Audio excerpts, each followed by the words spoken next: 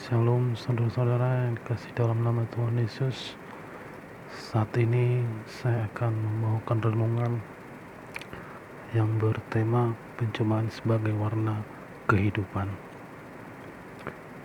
di mana ayatnya saya ambil dari Yakobus 1 ayat 12 sampai 18. Saya akan bacakan ayat 12. Demikian firman Tuhan.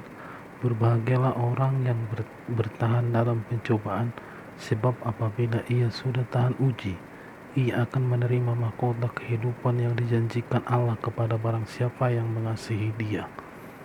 Inilah ayat inti daripada renungan pada pagi hari ini.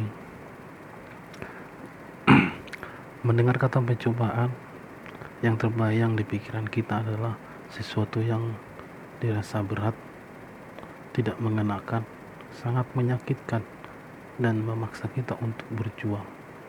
Sebagai orang percaya, kita tak perlu takut bila harus menghadapi berbagai pencobaan, sebab firman Tuhan sudah menegaskan bahwa pencobaan-pencobaan yang kita alami itu tidak akan melebihi kekuatan kita.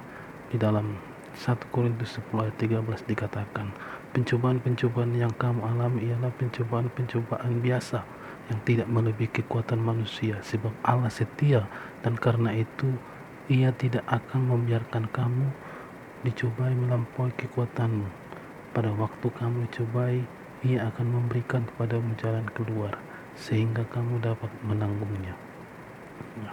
Nah, jadi berdasarkan ayat ini ada 3 karakteristik pencobaan, yaitu biasa, tidak melebihi kekuatan, dan selalu ada jalan keluarnya.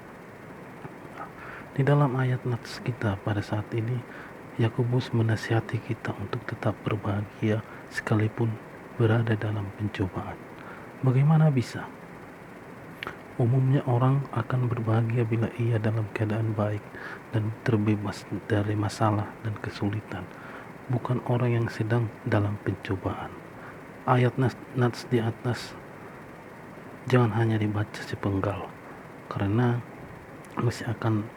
masih ada kelanjutannya, yaitu ia akan menerima mahkota kehidupan yang dijanjikan Allah kepada barang siapa yang mengasihi Dia. Saat dalam pencobaan kita berpikir bahwa Tuhan meninggalkan kita dan tidak lagi memperdulikan kita, padahal kita mau merenung sejenak, ada hikmat di balik pencobaan, yaitu Tuhan sedang menuntun kita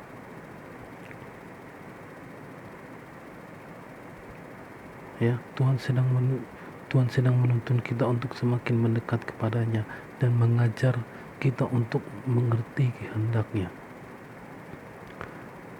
Jadi yang ingin saya sampaikan adalah berbahagialah dan bersyukurlah bila kita dalam pencobaan. Itu artinya Tuhan sedang memusatkan perhatiannya kepada kita dan merancangkan hal-hal yang besar atas hidup kita.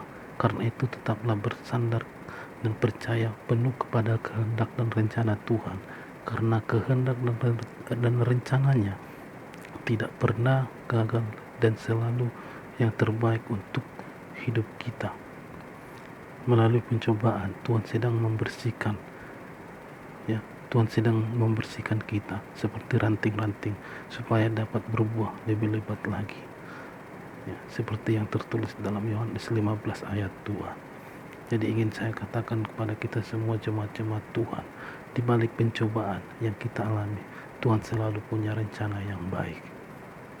Oleh sebab itu saudara-saudara, di saat kita berada dalam pencobaan, jangan pernah khawatir, jangan pernah takut, jangan pernah mengatakan Tuhan itu tidak baik, jangan pernah mengatakan bahwa Tuhan itu tidak memperdulikan kita. Tetapi ingat satu hal, bahwa ketika pencobaan itu datang kepada kita, itu tidak akan pernah melebihi kekuatan kita, melainkan di dalam percobaan yang sedang kita hadapi, Tuhan ingin menunjukkan kasih setia-Nya.